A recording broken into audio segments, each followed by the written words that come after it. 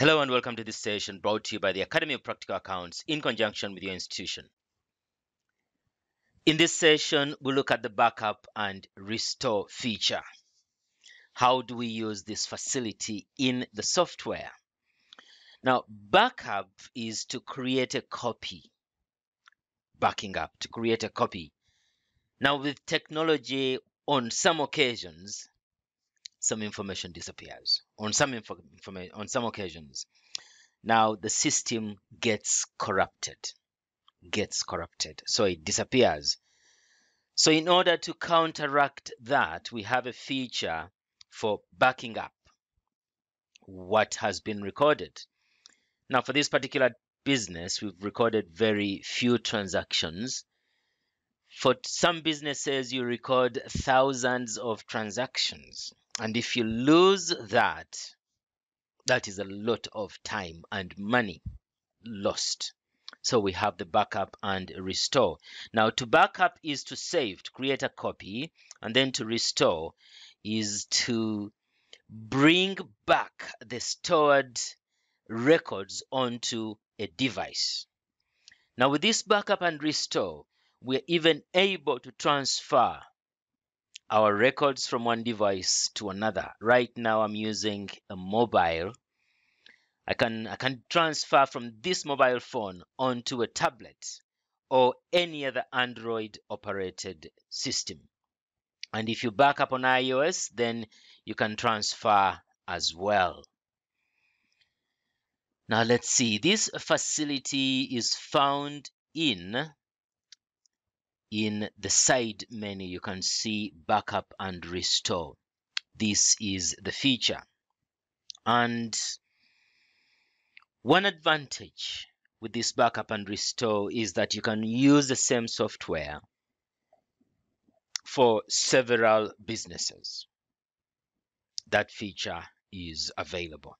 You can use this app on a device for several businesses, in that you record for one business, you back up, and then you restore a blank record and you back it up.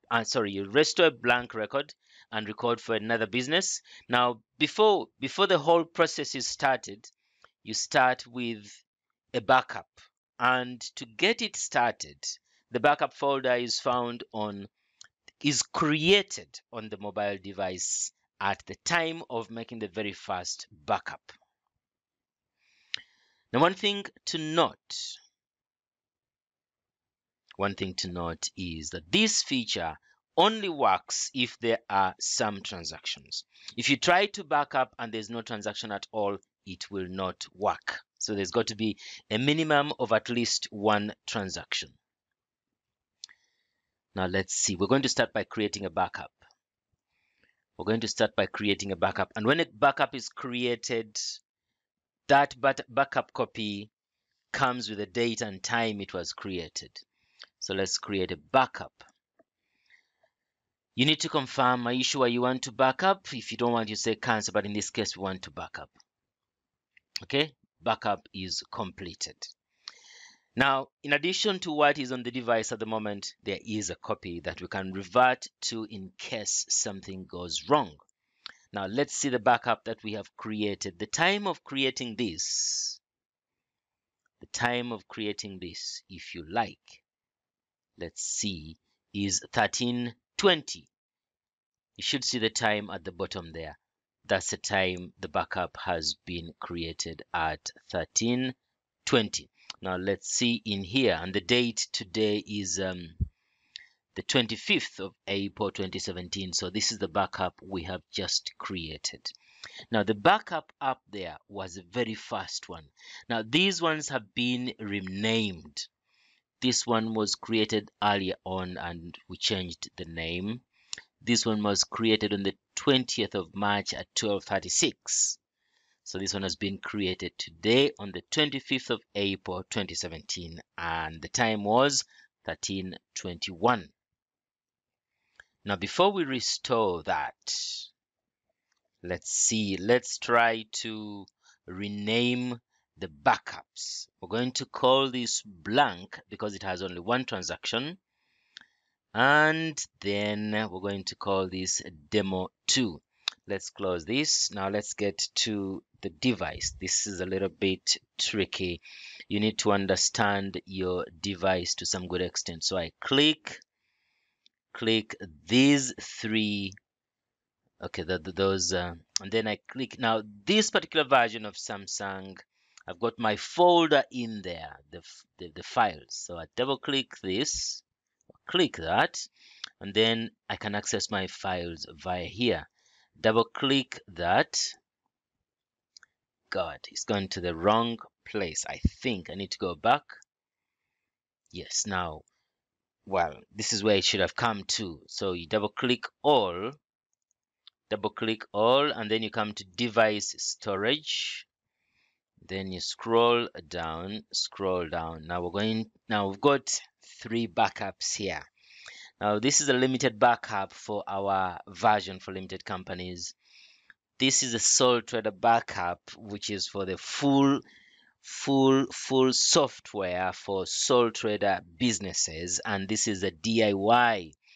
This is kind of miniature for those who just need to know how to use simple accounting software without going into the details. Actually, the major difference between this one and this one are the recording forms. This one has got a lot more recording forms than this one. So our backup has been created in this one. We double click this, and now we should be in position to rename. The one we've created just now is at the top. Now let's see, let's click on that and see what happens. Okay, that one is not responding well. Now what we need to do, let's have the whole device. So because I'm using what they call side sync, my operations could be slightly funny and different. So I click the menu here, and we're going to click, well, select item. So those boxes come up, and I want to modify this one at the top. Now after this, I click this again, and it gives me the option to rename. Okay, so we're going to delete the time to reduce the name. We leave the date and then change the name here. We're going to call this demo 2. Demo 2. Created on the 25th of April 2017, and click OK. Okay, so that is our demo 2. And then we come back down here, select item. We want to rename this one at the bottom. Click these bars again, click rename, and we are going to remove the time. We remove the time, can leave the date, and we're going to change this, and we're going to call it blank. Whenever we want to create a set, whenever we want to create a record for a new business, then we restore the blank backup. So we click OK. All right, so renaming has been done. We go back to our device. We go back, and we go back to the app. Now let's see how to get back to the app. We see what is open, and that is the DIY app that we need. Tax return without bookkeeping. Well, we are saying it's possible to generate a tax return without knowing bookkeeping. Like you have seen in here, we haven't gone into any detail of bookkeeping. You don't need to know which account to debit and which account to credit, especially when you're using these first 5 forms. The double entry is predefined, so you don't need to know that. So let's go back to our backup and restore feature. Backup and restore. We have already done the backup, and now we're going to restore. Before we do that, let's try to establish how many transactions we have. Transaction edit, and then, okay, we've got up to 57 rows of transactions. Those are 57. And then we scroll to the right, we have got up to 34 transactions in the system. 34 transactions in the system. So we hope you've taken note of that. Okay, let me put the 34 here. We have 57 rows, 57 rows and 34 transactions. We shall verify if this backup has been effective. All right, now remember there are guides all over the place. Now this one in particular has got 2 guides. Okay, scroll up to follow up, and there's another guide here to do with display and print options in case you want to print the transactions list. You scroll to the right, there is that print PDF. Let's click this. No, we'll look at that later. We'll look at that later. Let's click escape or return. Yes, okay, we have done that. And now we're going back to our, we're now going to do the restore of transactions. So we're going to restore transactions, restore transaction data, and what we are restoring is the blank one. Now remember, this one has got only 1 transaction, and before it's finally done, you need to confirm. You need to confirm. If you don't like, you cancel. Otherwise, I'm going to say okay, and it has been done. It's been so fast simply because there's only 1 transaction. If it's more transactions, then it takes longer. Ideally, the restore process deletes transactions live in the app and copies what was stored at an earlier date. So we click OK and we close this. We go back, we come back here and let's check on which transactions we have. So this is the single transaction that I talked about. The other one had up to 57 rows. This one has got only 2 rows and it's only 1 transaction. So to record for another business, we simply delete this one. Click OK, and that's it.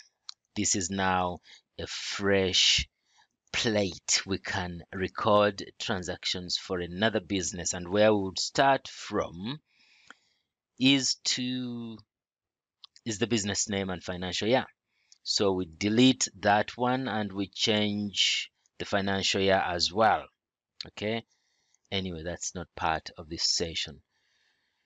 And let me see, let's look at the dashboard. You see, the dashboard shows all the data in the business. Now this one is showing 0 through and through. So what we need to do is to name the business, set the financial year, set the recording date, and we are ready to go. Well, that brings us to the end of this feature of backup and restore. In case of any questions, please, we are available either by email or Skype. And thank you.